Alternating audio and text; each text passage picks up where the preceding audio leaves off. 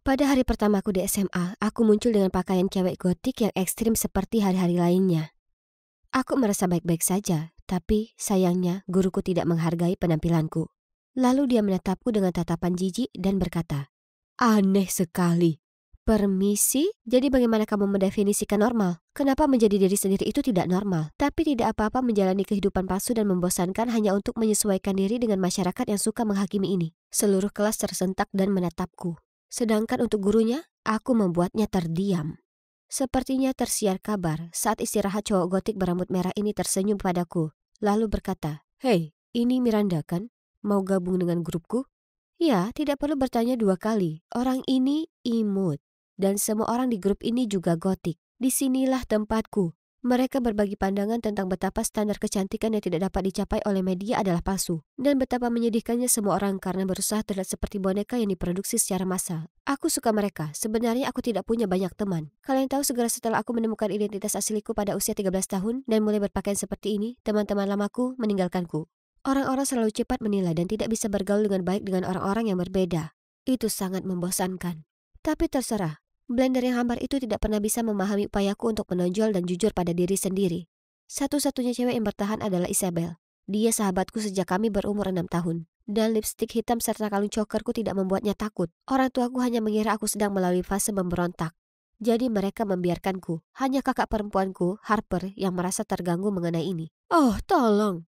Secara biologis dan teknis, kamu bukan seorang goth. Kamu cuma orang Amerika yang menyukai gaya gotik. Hah, sangat cemburu? Kalian tahu Harper adalah tipe gadis standar di lingkungan kalian, sama seperti orang lain, membosankan. Terserah, karena itu urusannya, aku tidak peduli. Tapi tolong, jangan paksa aku menjadi seperti dia. Oke, kembali ke sekolah. Sejak hari itu dan seterusnya aku bergabung dengan kaum gotik. Mereka semua sangat keren, terutama cowok berambut merah, Ralph. Semakin banyak waktu yang aku habiskan bersamanya, semakin aku tahu kami diciptakan untuk satu sama lain. Jadi, suatu kali aku menceritakan perasaanku pada Isabel dan memberitahunya bahwa aku berencana memintanya menjadi pacarku. Apa kamu yakin? Kamu belum lama mengenalnya dan kamu tidak tahu bagaimana perasaannya terhadapmu. Untunglah Isabel bersikap manis, penuh perhatian dan penuh kekhawatiran seperti biasanya. Tapi ayolah, ini taruhan yang pasti. Tidak apa-apa, Izzy. Aku yang paling keren. Bukan hanya di grupku, tapi juga di sekolah ini. Tidak mungkin dia menolakku. Tidak. Jawaban Rap langsung menusuk hatiku tanpa keraguan sedikit pun. Aku bahkan belum menyelesaikan pengakuan cintaku. Aduh, melihatku diam dan mulut terbuka lebar, Rap melanjutkan. Dengar, Miranda, gayamu keren sekali dan aku tahu kamu salah satu dari kami. Tapi sejujurnya setiap kali aku berbicara denganku, menurutku itu sangat datar. Lagi pula aku sudah pacaran dengan Erin, jadi sebaiknya kita berteman saja. Datar? Apa maksudnya datar? Dan ya Tuhan, Erin? Sulit dipercaya. Riasan dan pakaian gotiknya tidak sebagus punyaku. Apa yang dia punya tapi aku tidak punya. Marah, aku melangkah pulang, bergegas ke kamarku dan berteriak ke bantal. Mendengar ini, Harper bergegas masuk dan bertanya ada apa. Aku perlu berbicara dengan seseorang, jadi aku menceritakan semuanya padanya. Wow, dia mengangkat alisnya. Kejam, tetap saja. Dia berhenti sambil menggaruk dagunya. Oh, aku tahu dia selalu melakukan hal itu setiap kali dia hendak mengatakan sesuatu yang jahat. Kau tahu, rap itu ada benarnya. Maksudku, daripada menghabiskan 3 jam sehari merias wajah tanpa henti, kamu bisa belajar bagaimana menjadi tidak membosankan. Dia mengangkat bahu. Apa? Diam! Keluar dari ruanganku! Aku dengan marah mendorongnya keluar dan membanting pintu. Tapi kalau dipikir-pikir, bagaimana jika anak-anak lain berhenti berteman denganku bukan karena penampilanku, tapi karena seleraku yang buruk? Nah, itu tidak mungkin terjadi. Harper hanya bersikap konyol seperti biasanya. Jadi aku tetap setia pada diriku sendiri selama SMA dan terus menjalani hidup sesuai keinginanku. Tidak seorang pun yang bisa membuatku berubah pikiran. Ya, aku tahu tahun terakhir itu penting. Itulah sebabnya aku berusaha secara sadar untuk menghadiri pameran pendaftaran perguruan tinggi. Setelah beberapa saat berkeliling, aku mendapati diriku tertarik pada bagian ilmu sosial di salah satu universitas. Ini dia. Inilah jurusan yang ingin aku ambil. Menyenangkan sekali. Akhirnya aku menemukan hal lain yang menakjubkan selain gaya hidup gotik. Malam itu aku meminta Harper untuk mengambil fotoku untuk dikirimkan bersama file pendaftaranku. Dia menatapku dengan pandangan kotor dan menjawab, Kamu benar-benar berpikir mereka ingin mewawancarai seorang siswa yang sepertinya termasuk dalam kastil Dracula? Tidak, dia tidak hanya mengatakan itu.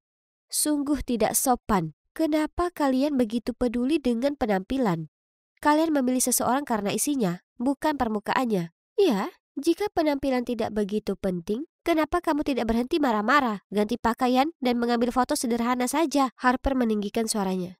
Berdebat dengannya tidak ada gunanya. Jadi aku berlari kembali ke kamarku dan mengunci diri di sana selama 2 hari penuh. Aku benci dunia ini. Aku mempunyai banyak waktu untuk berpikir, yang membuatku sadar kalau aku memang ingin mengambil jurusan ilmu sosial. Jadi aku memutuskan untuk mendengarkan Harper, menghapus riasanku, menata rambutku, dan meminjam pakaiannya untuk foto itu. Oh, Tuhan. Tidak, aku bahkan tidak bisa melihat ke cermin. Aku kelihatan mengerikan. Tapi Harper berpikir berlebihan. Aku menyuruhnya untuk mengambil foto bodoh itu saja. Tapi dia berlari dan menyeret orang tuaku, yang bersorak dan bertepuk tangan saat melihat penampilan baruku. Kamu terlihat sangat cantik, sayang. Ibuku memegangi dadanya. Apakah itu air mata di matanya? Ya ampun, ini sangat timpang. Ini bukan aku. Aku bukan gadis remeh dan berpenampilan membosankan. Segera setelah Harper mengambil foto, aku bergegas menuju pintu, sangat ingin kembali ke penampilan gotikku. Ayolah Miranda, kedua orang tuaku meraih tanganku. Kamu terlihat jauh lebih baik dengan cara ini. Tapi ini bukan aku. Kalau tidak gotik, aku akan kehilangan diriku sendiri. Aku menepisnya. Beberapa minggu kemudian aku mendapat balasan dari pihak universitas. Aku berhasil lolos ke tahap wawancara online. Wow. Tapi kali ini aku tidak akan mengubah diriku sendiri. Selama wawancara, seorang profesor bertanya kepadaku tentang pengalaman sosialku, seperti pekerjaan paruh waktu atau layanan sukarelawan sosial. Aku belum melakukan apapun. Aku pernah memikirkan hal itu sesekali, tapi karena penampilanku yang gotik, aku tidak bisa bekerja dimanapun. Aku mengakui hal itu kepada profesor dan dengan bangga mengumumkan, menjadi gotik adalah identitasku yang sebenarnya. Beberapa minggu kemudian aku menerima email tanggapan mereka. Harper, Isabel, dan orang tuaku berkumpul di sekitarku di ruang tamu. Tapi, oh tidak. Aku bergumam begitu aku membuka email. Mereka menolakku. Aku berdiri dan sambil menangis berlari kembali ke kamarku, sementara Isabel mengikutiku. Jangan khawatir. Isabel duduk di sampingku dan mengusap lenganku. Mereka masih buka pendaftaran lagi di musim gugur. Jadi kau masih punya beberapa bulan lagi untuk bersiap. Aku tidak membutuhkannya lagi, tinggalkan aku sendiri. Aku pasti membuatnya takut karena dia diam-diam pergi setelah itu. Keesokan harinya aku sangat kecewa, jadi aku pergi menemui teman-teman gotikku. Tentunya mereka akan membuatku merasa lebih baik, kan? Orang-orang itu konyol, tapi tidak ada yang bisa menghentikan kita untuk menjadi diri kita sendiri. Ralph berkata dengan gagah berani. Ya, aku tidak merasa lebih baik, tapi setidaknya ada seseorang yang sependapat denganku. Masih dalam suasana frustrasi, aku kemudian melewatkan makan malam dan langsung menuju kamarku. Harper kemudian masuk ke kamarku dan berbicara kepadaku dengan nada serius. Berhentilah merajuk. Aku telah melihat email itu dan profilmu. Inilah faktanya. Mereka tidak menolakmu karena kamu seorang gotik. Mereka menolakmu karena kamu cuma orang yang malas dengan nilai di bawah rata-rata dan tidak memiliki pengalaman sosial apapun. Aku melemparkan bantalku padanya, meminta dia meninggalkan kamarku sekarang dan tidak pernah kembali. Tapi malam itu aku tidak bisa tidur. Kata-katanya menggangguku. Entahlah, mungkin dia benar. Maksudku, aku kira aku bisa berbuat lebih banyak untuk membantu kasusku. Karena aku benar-benar ingin belajar jurusan itu di universitas itu. Jadi keesokan harinya aku mulai mencari pekerjaan paruh waktu. Tapi di mana-mana dibutuhkan seragam yang kotor dan penampilan yang layak. Astaga, ayo, aku tidak bisa. Aku merasa sangat buruk menjadi sesuatu yang bukan diriku sendiri. Aku hampir menyerah ketika Isabel mendatangiku dan berkata, jadilah kuat, pikirkan tentang perguruan tinggi impianmu dan masa depanmu. Dia menepuk punggungku. Ini cuma sementara, oke? Dia teman yang manis. Baiklah, aku harus bangkit kembali. Dengan sabar aku terus mencari dan akhirnya, sebuah kafe menerimaku sebagai pelayan. Tentu saja tidak ada penampilan gotik. Suatu malam sepulang kerja, aku hendak pulang ketika aku bertemu dengan kelompok gotik. Hai teman-teman, aku dengar yang menyapa mereka. Ada acara apa malam ini? Melihat tatapan bingung mereka, aku berkata, ini aku, Miranda. Mereka tertawa terbahak-bahak. Serius? Miranda? Apakah itu benar-benar kamu? Kemudian beberapa dari mereka mengeluarkan ponselnya dan mulai mengambil foto. Instagramku akan menyukai ini. Sementara yang lain terus mengejekku. Ini sungguh memilukan. Aku pikir mereka adalah teman-temanku. Kenapa mereka tidak memberiku waktu sedetik pun untuk menjelaskan? Kini ternyata merekalah orang-orang yang paling menghakimi.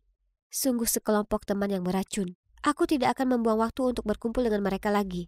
Pelajaran didapatkan. Selama beberapa bulan berikutnya, aku fokus bekerja di kafe dan bergabung dengan sekelompok anak muda yang aktif, membagikan makanan untuk para tunawisma dan membantu para perawat di panti jompo. Aku telah mengalami begitu banyak hal baru, dan sejujurnya, aku sudah terbiasa dengan penampilan yang biasa-biasa saja ini. Sebenarnya ada satu orang di kelompok sukarelawanku. Dia bernama Roger, dan aku mungkin sedikit menyukainya. Pada awalnya aku bahkan tidak memperhatikannya karena dia terlihat normal, potongan rambut biasa, t-shirt, jeans, dan sepatu kets. Hingga suatu saat di panti jompo, aku berdebat dengan seorang wanita tua yang sangat pemarah dan suka menyulitkan, yang menuduhku mencuri sandalnya. Kemudian Roger, dengan sifat lembut dan suaranya yang menenangkan, menyelinap masuk dan meredakan situasi. Selain itu, dia adalah pendongeng yang luar biasa, karena dia selalu membuat semua orang terpesona, termasuk aku. Oke, jadi penampilan normal bukan berarti seseorang itu membosankan. Ya, aku tahu pepatah, jangan menilai buku dari sampulnya. Nah, ternyata pepatah itu 100% benar. Pada awal Oktober, Harper membantuku melamar lagi. Dan coba tebak, aku berhasil lulus wawancara online dan menerima email penawaran. Keluargaku berada di surga ke-7. Orang tuaku tidak bisa menghentikan air mata bahagianya, sementara Harper hanya tersenyum bangga padaku. Dan Isabel memelukku erat. Kami bahkan pergi berlibur untuk merayakannya, luar biasa. Sekarang, aku masih menyukai penampilan gotiku. Tapi pada saat yang sama aku juga menyukai penampilan alamiku. Aku sadar bahwa mengenali diri sendiri dari penampilan luarnya adalah omong kosong. Begitu pula menilai orang dari penampilannya.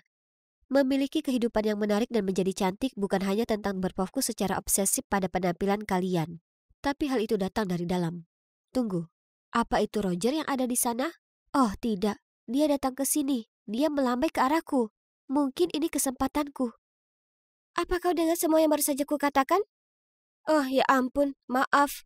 Dan tidak. Sumpah, aku tak sedang mengacuhkan temanku dengan sengaja. Aku hanya teralihkan oleh cowok di sebelah sana, Luka. Aku tahu, dia sangat tampan. Dan bagian terbaiknya adalah dia jomblo. Yap, dia putus dengan pacarnya beberapa bulan lalu. Dan hari ini adalah saatnya aku, Michelle Summer, akan membuat Luka Rodriguez jadi pacarku. Maksudku, kini hatinya pasti sudah sembuh, ya kan? Satu-satunya kelas yang kuikuti bersama Luka adalah bahasa Prancis, jadi sekarang atau tidak sama sekali. Kutulis sepucuk surat cinta dan meminta cowok di belakangku untuk memberikannya ke Luka. Jantungku rasanya berdetak semakin cepat, hingga guruku, Bu Davis, mencegatnya. Siapa yang mengoper surat di kelas? Tak ada ya? Mari kita lihat apa yang begitu penting sampai tak bisa menunggu sampai istirahat. Tunggu, apa beliau serius akan membacanya di depan seluruh kelas? Kusaksikan ia perlahan membuka surat itu. Oh ampun, seseorang tolong bantu dan hentikan beliau tolong. Luka sayang, aku tersambar kilat cinta tepat sejak pertama kali aku melihatmu. Aku tak bisa berhenti memikirkan senyummu yang manis dan bagaimana aku begitu terhanyut dengan matamu yang biru dan dalam. Aku menyukaimu dan ingin tahu apakah kau juga menyukaiku? Seluruh kelas tertawa terbahak-bahak, tapi untung bagiku, Bu Davis tak menyebutkan namaku. Phew, aku melirik ke Luka. Dia terlihat begitu malu. Sungguh kegagalan besar. Saat aku menunggu bus, aku merasa agak sedih dengan semuanya. Kemudian hujan turun. Hebat. Dan melengkapinya, tiba-tiba ada mobil lewat dan mencipratiku. Aku betulan basah dari ujung kepala hingga kaki. Aku berteriak marah. Yang benar saja! Mobil itu tiba-tiba mundur, kemudian berhenti di sampingku.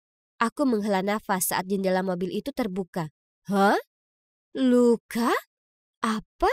Aku minta maaf sekali, apa kau tak apa? Ya Tuhan! Luka sedang bicara padaku. Oke, tenang Michelle, bersikaplah santai. Oh, aku tak apa. Itu salahku. Harusnya aku tak duduk di halte bus. Yang benar saja. Bagus sekali. Sempurna. Sekarang dia akan mengira aku ini orang aneh dan berlalu pergi. Tapi dia tak begitu. Sebaliknya dia tersenyum dan berkata, ayo masuk, akan kuantarkan kau pulang. Aku dan Luka? Sendirian di mobil? Terima kasih semesta. Dengan bersemangat aku masuk. Oh, ada dua orang lain di kursi belakang. Dia mengenalkan mereka itu temannya Wesley dan Aubrey. Oh, baik sekali dia memberi kami semua tumpangan. Sementara dua temannya mendengarkan musik di kursi belakang, aku bisa bicara dengan Lukas. Itulah saat aku tahu kalau kami punya banyak kesamaan lebih dari yang kuduga. Dia adalah penggemar berat DC Comics, dan serial favoritnya adalah Arrow dan The Flash. Sama sepertiku. Oh, betapa aku berharap perjalanan ini tak akan pernah sampai ke rumahku. Malam itu, aku tak bisa lakukan apapun kecuali berbaring di kamar melamunkan betapa semua ini seakan tak nyata saat kemudian ponselku berbunyi. Bunda Maria yang Kudus. Seseorang tolong genggam tanganku. Luka barusan mengirimiku pesan. Hei Michelle, maaf sekali lagi membuatmu basah kuyup. Aku senang ngobrol denganmu. Apa aku bermimpi? Aku mencubit diriku untuk memastikan. Aduh, tidak.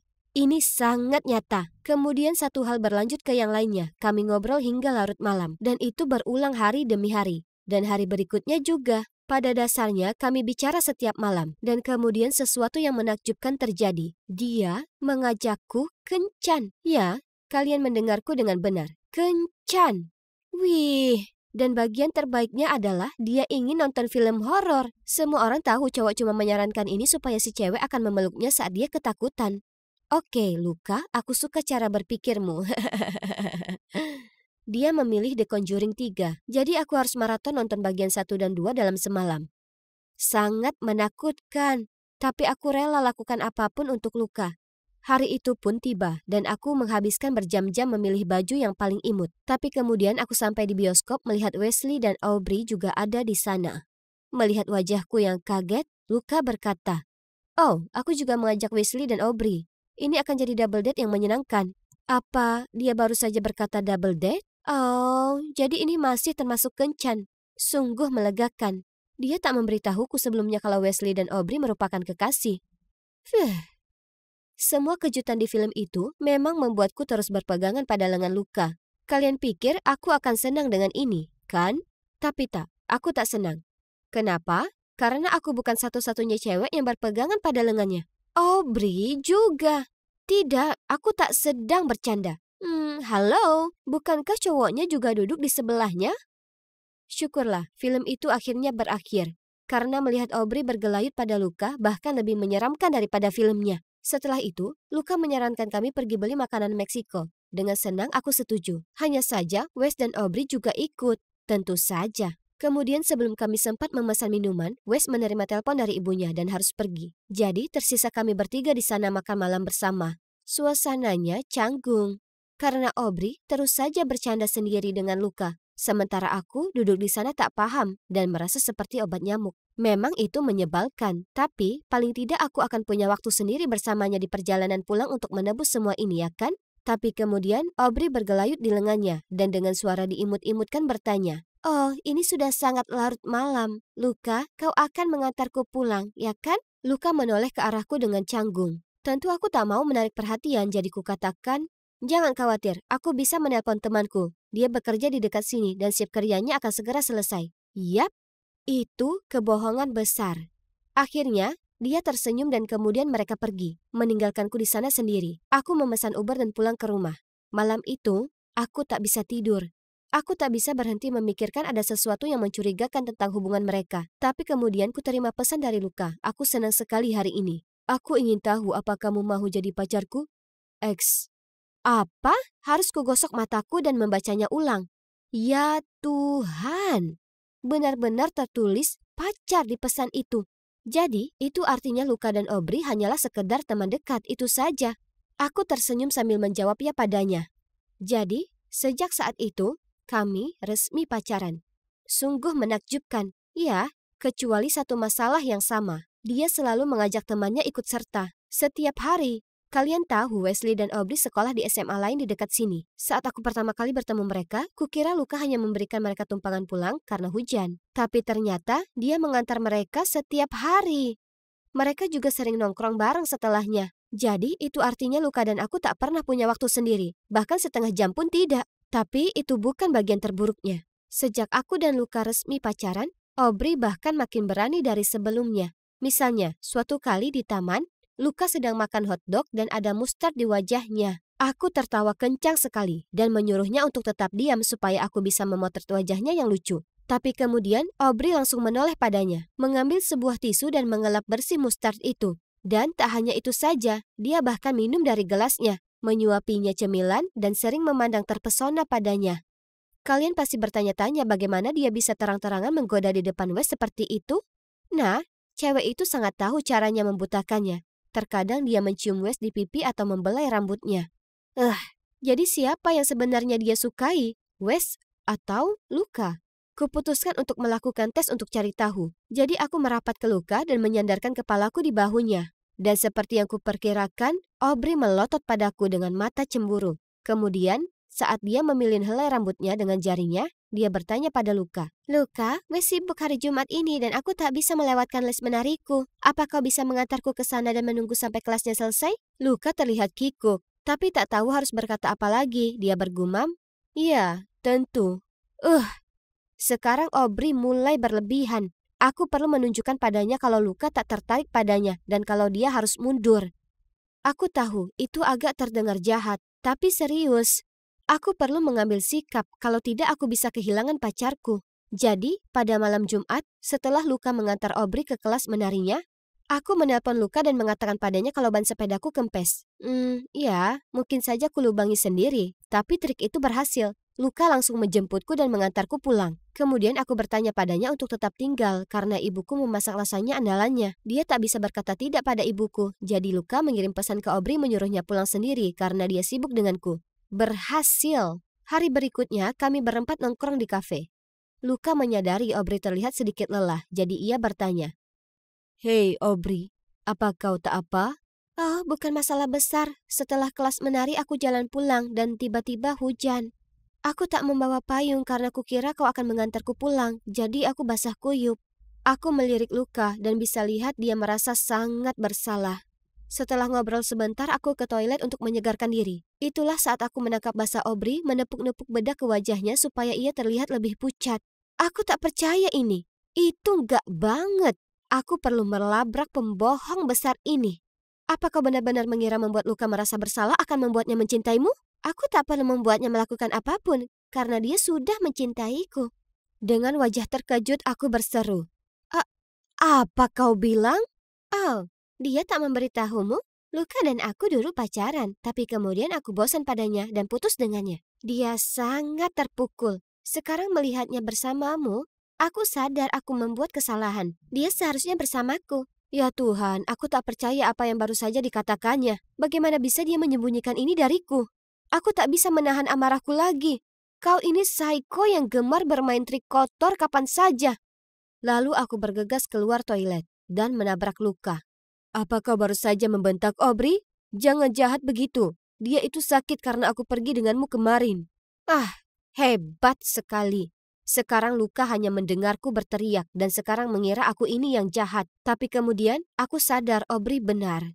Luka jelas masih cinta padanya. Karena kalau tidak, dia pasti sudah menanyakan dulu versi ceritaku sebelum membelanya begitu cepat. Luka, kurasa sebaiknya kita putus saja karena jelas kau masih punya perasaan terhadap Aubrey. Kemudian tanpa membiarkannya berkata apapun, aku mengabaikannya dan pergi. Hari berikutnya, kuputuskan untuk bangun lebih pagi dan pergi lari mencoba untuk menjernihkan pikiran. Tapi, segera saat kubuka pintunya, kulihat Luka berdiri di sana. Aku bersikap seolah dia tak terlihat dan hendak jalan pergi. Tapi dia meraih lenganku dan berkata, "Tolong, Michelle, paling tidak dengar aku dulu." Jadi, kami duduk di teras dan Luka menceritakan semua padaku. Ternyata memang benar Luka dan Aubrey dulunya pacaran, tapi mereka bertengkar sepanjang waktu. Jadi dia putus dengannya dan mereka tetap berteman. Dia tak memberitahu hubungan mereka di masa lalu karena dia kira itu bukan masalah besar karena semua sudah berakhir sekarang. Dia bilang setelah aku memutuskannya, dia bicara ke Aubrey untuk cari tahu apa yang terjadi antara aku dan dia. Itulah saat Aubrey mengaku kalau dia masih cinta dengannya dan hanya memacari Wesley supaya dia bisa berada di dekatnya. Luka menolaknya dan dia mulai menangis, yang mana menyebabkan make up-nya luntur. Itulah saat Luka menyadari kalau aku benar soal Aubrey pura-pura sakit. Lalu Luka menegaskan kalau perilaku licik Aubrey itu membuat mereka tak bisa berteman lagi. Michelle, aku minta maaf. Seharusnya aku tahu apa yang dia lakukan dan mengutamakanmu. Aku janji itu tak akan terulang. Kasihan Luka. Aku tak tahan melihatnya terlihat begitu murung. Sejujurnya, yang dia lakukan hanyalah berusaha menjadi teman yang baik untuk Aubrey. Luka berhak mendapat kesempatan lain, ya kan? Jadi, dengan tersenyum aku memeluknya erat. Sejak saat itu, hubungan kami berdua membaik. Wesley akhirnya tahu kalau Aubrey hanya memanfaatkannya untuk dekat dengan Luka. Jadi dia putus dengannya. Kisah cinta kami tentunya penuh liku. Tapi semuanya sepadan, karena aku tulus mencintai Luka. Dan aku juga suka bagaimana dia peduli dengan teman-temannya dan ingin menghabiskan waktu bersama mereka. Jadi, aku hanya minta padanya waktu sendiri setiap hari Jumat. Ngomongin soal hari Jumat, aku tak sabar untuk yang satu ini, karena Wesley bilang padaku kalau Luka menyiapkan sesuatu yang spesial untukku. Ih, aku sangat senang. Maaf guys, tapi kalian tak tahu apa itu, karena ceritaku harus berakhir di sini. Mungkin lain waktu.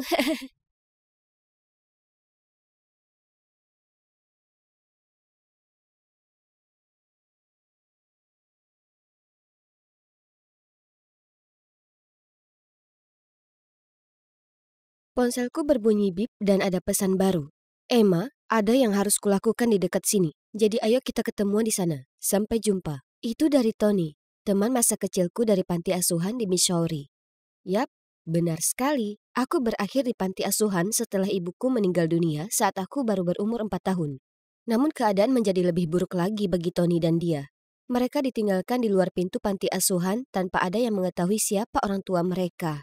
Dan sekarang disinilah aku, dalam perjalanan mengunjungi makamnya sebagai peringatan kematiannya hari ini. Waktu berlalu sangat cepat. Aku hampir tidak percaya sudah 10 tahun berlalu. Aku membeli beberapa bunga, lalu pergi ke kuburan. Tony sudah ada di sana menungguku. Aku tersenyum dan melambai, tapi hatiku terasa berat. Dulu ketika kami berusia 14 tahun, kami sangat dekat. Tony, Thomas, dan aku. Aku diam-diam punya perasaan ke Thomas, tapi aku tidak pernah punya kesempatan untuk memberitahunya. Semua terjadi begitu cepat pada hari itu. Kami masih anak-anak, muda dan bodoh, kami menyelinap keluar untuk bermain di tepi sungai. 1 menit kami saling bermain air di sungai. Tidak lama setelahnya, Thomas terbawa arus. Aku mencoba menyelamatkannya, tapi Tony menarikku kembali ke tepian. Bahkan memikirkannya sekarang, aku masih tidak bisa menahan tangisku. Jangan menangis, Em. Aku selalu ada untukmu, dan aku tahu dia juga akan selalu ada di sisimu. Jauh di lubuk hati, aku tahu Tony selalu mempunyai perasaan terhadapku, tapi aku tidak merasakan hal yang sama. Setelah itu, Tony mengantarku pulang. Melihat wajahku yang kelelahan, dia berkata sebelum aku masuk ke dalam. Tidurlah yang nyenyak, Em. Ingat, kita ada wawancara besok. Astaga, aku hampir lupa. Tony mungkin mengira aku adalah karyawan terburuk yang pernah ada. Dan ya, kalian bisa menebaknya. Tony adalah bosku. Setelah bertahun-tahun di panti asuhan, dia diadopsi oleh keluarga super cerdas yang menginspirasinya untuk berusaha menjadi seseorang yang penting. Dan dia akhirnya membangun sebuah perusahaan startup makanan. Bagaimanapun, keesokan paginya, meski masih merasa lelah, aku tidak punya pilihan selain tetap memasang wajah berani untuk berangkat kerja. Ada tim pemasaran yang harus dipimpin. Tapi saat aku berjalan ke lobi, seorang pria menabrakku. Dia membantuku berdiri dan dengan panik meminta maaf, menjelaskan bahwa dia sedang terburu-buru. Aku mendongak dan hendak mengomelinya, tapi tunggu. Kenapa dia terlihat begitu familiar? Sebenarnya, dia terlihat persis seperti... Apa itu kamu? Kamu... Aku tergagap. Tapi aku bahkan tidak bisa menyelesaikan kalimatku, karena dia bergegas masuk ke dalam lift dan pintunya telah tertutup. Aku pasti telah melihat sesuatu. Sejujurnya, sepanjang wawancara aku hampir tidak bisa berkonsentrasi. Mungkinkah ada 2 orang yang terlihat serupa di muka bumi ini? Aku melamun ketika pelamar berikutnya datang. Dan itu adalah dia. Baik Tony dan aku menatap dengan kaget. Dia adalah kembaran Thomas. Tapi itu tidak mungkin. Maksudku, Thomas sudah meninggal bertahun-tahun yang lalu. Kami berdua terlalu kaget untuk mengatakan apapun sampai suaranya memecah keheningan. Hai, aku Dustin dan aku di sini untuk wawancara untuk posisi pemasaran. Aku memandang Tony dan dia tampak sama bingungnya denganku. Tapi, ya, itu bukan Thomas. Orang ini berasal dari Illinois dan bahkan belum pernah ke Missouri. Oke, jadi inilah kembaran Thomas. Cukup masuk akal. Wawancara berjalan dengan baik, dan meskipun dia sedikit arogan, dia tahu apa yang dia lakukan, jadi kami mempekerjakannya. Saat aku keluar ruangan, Anehnya, Dustin masih menungguku di luar. Dia menawarkan untuk mentraktirku makan siang sebagai permintaan maaf sebelumnya. Aku setuju, karena aku sangat ingin menanyakan lebih banyak pertanyaan kepadanya. Saat makan siang, aku terus bercerita tentang panti asuhan, beberapa hobi Thomas, dan hal-hal yang dibencinya. Tapi Dustin bahkan tidak mengedipkan mata. Aku kecewa, karena aku sangat berharap Dustin benar-benar menjadi Thomas. Malam itu, aku hampir tidak bisa tidur. Aku tidak bisa berhenti memikirkan Dustin. Ini konyol, tapi aku masih mempunyai perasaan yang kuat bahwa dia benar-benar kekasih masa kecilku. Tiba-tiba, aku mendapat pesan dari Tony. Aku melihatmu jalan-jalan dengan Dustin. Sadar, Em, dia bukan Thomas. Aku tidak mau mendengarnya. Keesokan harinya, aku tidak bisa mengalihkan pandanganku dari Dustin. Saat makan siang, aku melihat dia menaruh madu pada semangkanya, dan aku merinding. Itulah yang biasa dilakukan Thomas. Ya ampun, aku berseru. Aku kemudian memberitahu Tony apa yang baru saja aku lihat setelah dia duduk, tapi dia hanya tertawa dan berkata, "Sejujurnya, banyak orang yang melakukan itu. Apa menurutmu Thomas kita bisa sesombong itu?" Melihat aku masih tidak terpengaruh, dia melanjutkan, "Tetapi jika kamu masih ingin memeriksanya, beri saja dia buah persik. Segala hal bisa berubah, tapi alergi tidak, kan?"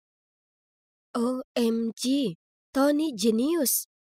Dia mungkin hanya bercanda, tapi aku sangat serius. Jadi, keesokan harinya aku membelikan Dustin pai buah persik untuk menyebutnya di tim. Tetapi yang mengagetkanku, dia memakannya dengan senang hati dan tampak baik-baik saja.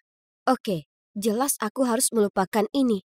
Dia bukan Thomas. Selesai. Tapi andai saja segalanya sesederhana itu, dan meskipun aku tahu Dustin bukan Thomas, aku tetap merasa tertarik padanya. Dia cerdas dan manis, dan sangat menyenangkan berada di dekatnya. Akhirnya, kami mulai jalan-jalan dan menjadi sangat dekat. Kami sebenarnya tidak mengumumkan sesuatu secara resmi, tapi kami sudah pacaran secara sederhana. Namun, mustahil menyembunyikan sesuatu dari Tony. Suatu kali perusahaan kami mengadakan akhir pekan kebersamaan tim, dan kami mengadakan kompetisi tenis. Kami harus berpasangan, jadi jelas aku akan memilih Dustin. Tapi saat kami akan mendaftar, Tony datang memintaku menjadi rekannya juga. Ya Tuhan, itu sangat canggung.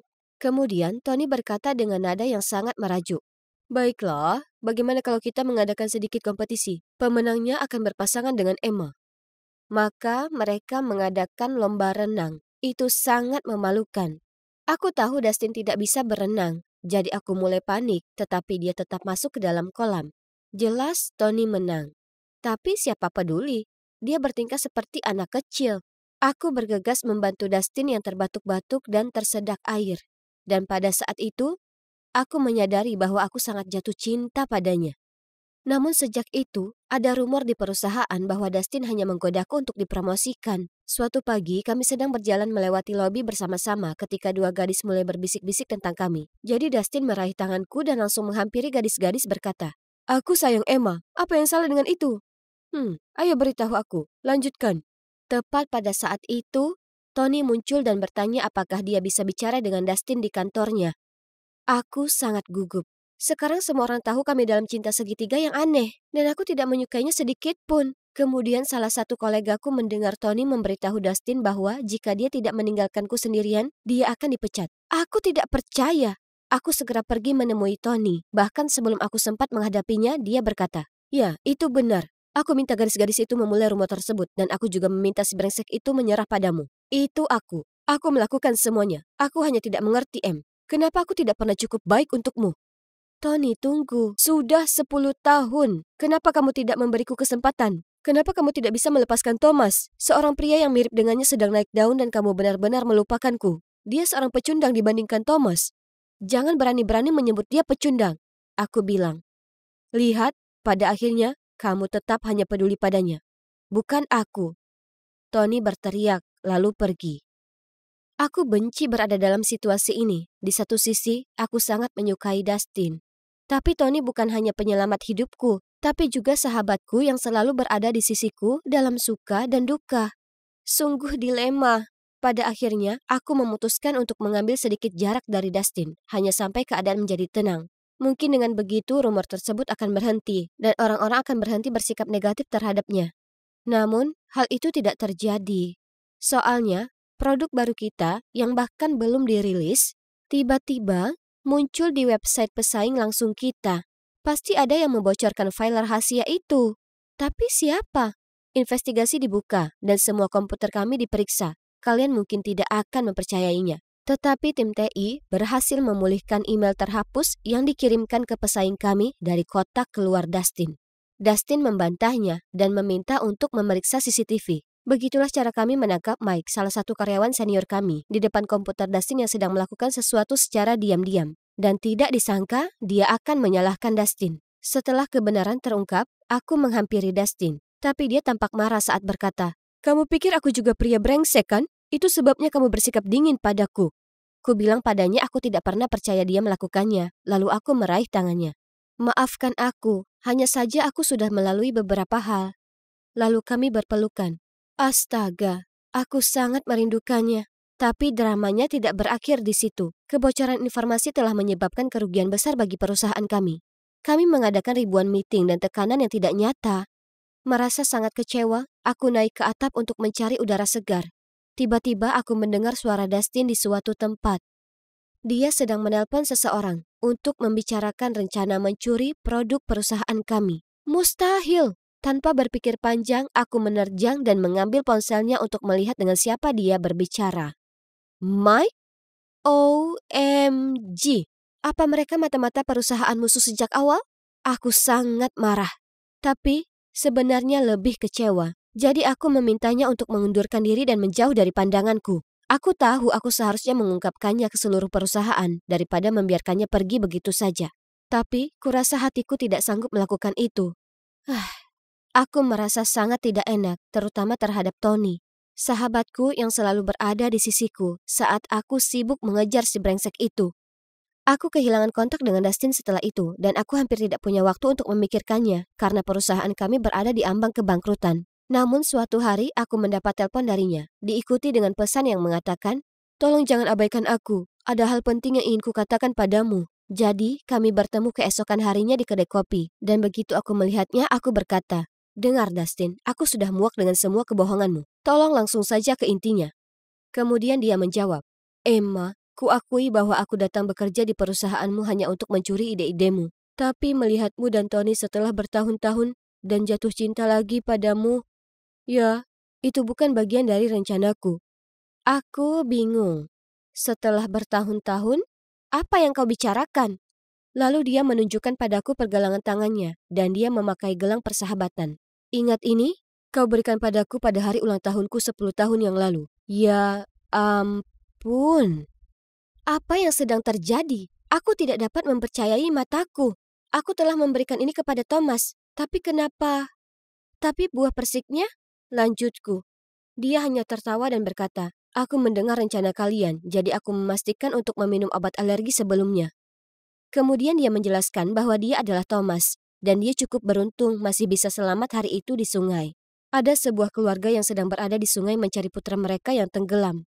Namun bukannya menemukannya, mereka malah menemukan Thomas. Jadi mereka mengadopsinya dan mengubah namanya menjadi nama putra mereka, Dustin. Ini gila. Inilah Thomas, tepat di hadapanku, setelah bertahun-tahun. Dan coba tebak, ayah angkatnya adalah direktur perusahaan saingan kami. Jadi dia meminta Dustin, atau haruskah kukatakan Thomas, untuk datang dan menyusup ke perusahaan kami. Thomas terus meminta maaf atas hal itu, mengatakan betapa hal itu telah menyiksanya, dan bahwa dia hanya merindukanku dan harus mengatakan yang sebenarnya. Kepalaku berputar. Ini semua keterlaluan. Aku perlu waktu sejenak untuk memikirkan semuanya. Namun pada akhirnya, kami memutuskan bahwa dia dapat membantu perusahaan kami dengan mengunggah postingan untuk mengungkap kebenaran. Tentu saja begitu Tony mendengar tentang itu semua, dia sangat marah. Dia kebanyakan marah padaku karena aku melindungi Thomas. Dia bahkan berhenti berbicara denganku untuk sementara waktu. Namun, selain itu, setelah postingan Thomas, segalanya menjadi lebih baik bagi perusahaan kami. Kami dapat meluncurkan produk baru sesuai jadwal dan dia bahkan menyumbangkan sejumlah modal untuk membantu proyek kami berikutnya. Sekarang perusahaan kami masih jadi rival, tapi setidaknya sekarang persaingannya sehat. Adapun Tony dan aku, kami akhirnya berbaikan. Dia datang menemuiku suatu hari sepulang kerja dan berkata, Aku minta maaf atas sikapku yang kekanak-kanakan. Aku hanya iri padamu dan Thomas. Aku terlalu egois untuk mempertimbangkan perasaanmu. Tapi, kamu dan Thomas, aku ingin kalian bersama. Kalian berdua diciptakan untuk satu sama lain. Aku tidak bisa berhenti menangis saat dia mengatakan itu. Itu sangat berarti bagiku. Dan coba tebak, sudah setahun penuh sejak Thomas kembali ke kehidupan kami. Dan kami bertiga kembali menjadi sahabat. Oh, dan aku mungkin harus menambahkan bahwa Thomas dan aku sudah bertunangan. Kami sangat senang. Dan kami bahkan membuka panti asuhan bersama untuk anak-anak tunawisma seperti kami. Aku sudah melewati banyak fase. Akhirnya aku menemukan kedamaian hidup. Aku kira semuanya berakhir indah.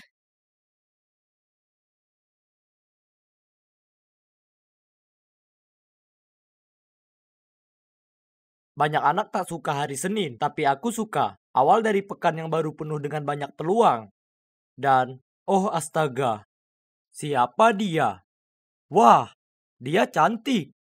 Dia cewek tercantik yang pernah kulihat. Dia pasti baru di sini, karena pastinya aku belum pernah melihatnya di sini sebelumnya.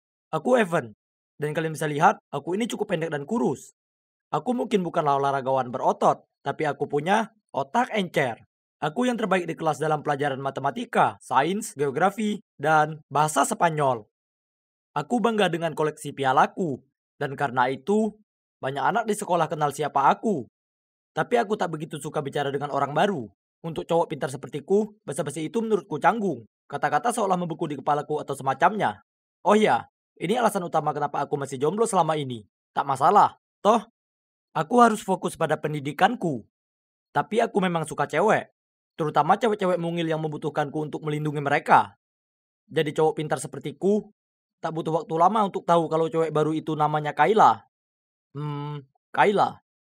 Nama yang manis. Setelah beberapa hari memeriksa akun sosial medianya, aku jatuh hati padanya. Aku ingin memberitahunya apa yang kurasakan, tapi aku terlalu malu dan kikuk. Jadi aku meminta saran pada sahabatku Liam. Bro, apa yang kau takutkan? Kau ini cowok nomor satu di sekolah ini. Ya, tapi cuma untuk urusan pelajaran. Liam menyenggolku dan berkata, cuma, bro, jadi pintar itu penting. Cewek benar-benar suka sekali itu. Kau berpenampilan cemerlang dan juga siswa yang berprestasi. Hanya perlu menambah sedikit percaya diri, kawan. Aku tak yakin soal itu, tapi aku tak tahu apa. Lagi pula, Liam itu pintar soal cewek. Jadi aku harus percaya padanya. Kenyataannya, aku ini pintar. Dan aku seharusnya bangga akan hal itu dan memanfaatkannya. Jadi langkah apa yang seharusnya aku lakukan? Sekarang kau perlu menyiapkan hadiah untuknya dan mengejutkannya dengan itu di kantin. Cewek suka gestur romantis seperti itu. Hadiah seperti apa? Jangan terlalu dipikirkan. Carikan saja sesuatu yang kau pikir dia akan suka.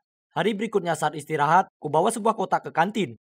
Aku melihat Kayla sedang duduk dengan teman-temannya. Oh ya ampun, ini menakutkan, tapi juga mendebarkan. Saat aku jalan ke arahnya, kuperhatikan betapa cantik dia terlihat hari ini. Tiba-tiba dia berdiri dan pergi ke kios makanan. Oke, jadi dia lebih tinggi daripada yang kukira. Ya, dia sedikit lebih tinggi dari perkiraanku. Oh tidak, dia raksasa jika dibandingkan denganku. Batalkan misi, batal! Aku berbalik dan beranjak pergi, saat tanpa sengaja aku menabrak seseorang dan menjatuhkan kotakku. Semua trofi dan piagam milikku berserakan di lantai, bersamaan dengan surat cinta yang sudah kutulis untuk Kayla. Mataku terpaku ke surat itu, dan aku hendak melompat ke depan dan mengambilnya, tapi cewek itu memungutnya, lalu dengan suara lantang berkata, "Oh lihat, Evan naksir pada Kayla. Siapa sangka seorang kutu buku punya standar yang sangat tinggi, atau seharusnya kusebut standar jangkung." Kemudian semua orang tertawa. Ya ampun, ini memalukan. Jadi aku bergegas pergi dari sana. Liam yang sudah menungguku di luar, menghentikanku segera saat aku melewati pintu. Apa itu tadi? Kau sungguh akan berikan semua itu untuk hadiah? Dia merebut kotak itu dari tanganku dan mengintip ke dalamnya. Kan kau bilang untuk memberinya sesuatu yang dia suka. Dan kau juga bilang cewek suka cowok pintar. Memangnya kenapa? Apa ini tak cukup memperlihatkan pesonaku? Oh tidak, tidak seperti itu. Aku hanya berharap kau memberikannya sebuah boneka beruang atau bunga. Evan, bukan seperti ini. Jadi, ya sudah. Hidupku sudah berakhir. Aku akan jadi bahan olokan selamanya. Aku harus yakinkan orang tuaku untuk membiarkanku pindah sekolah. Tidak, untuk membiarkanku pindah ke planet lain. Hah? Ini dari Kayla. Apa? Dia bilang dia juga suka padaku. HP ini rusak atau apa? Wah, dia bilang dia sudah dengar banyak tentangku dan dia mengagumi prestasiku. Dan dia ingin pergi keluar denganku kapan-kapan. Tak lama setelahnya, kami mulai pacaran. Dia cewek yang menyenangkan untuk diajak bergaul. Tapi ada satu hal yang menggangguku.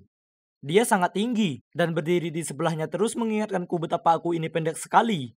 Itu tak pernah terlalu menggangguku sebelumnya, tapi itu terjadi saat aku berada di dekatnya. Orang-orang selalu bilang aku ini berperawakan kecil, tapi berada di sebelahnya membuatku merasa seperti habat atau apa. Kuputuskan untuk menambah berat badan, jadi aku mulai pergi ke gym. Tapi di sana sangat panas dan gerah, membuatku tak nyaman. Jadi aku menyerah. Toh aku terakhir seperti ini, tak ada yang bisa kuperbuat soal itu. Sementara Kayla kelihatannya tak masalah kalau aku lebih kecil darinya. Dan terlihat di depan publik denganku tak membuatnya terganggu.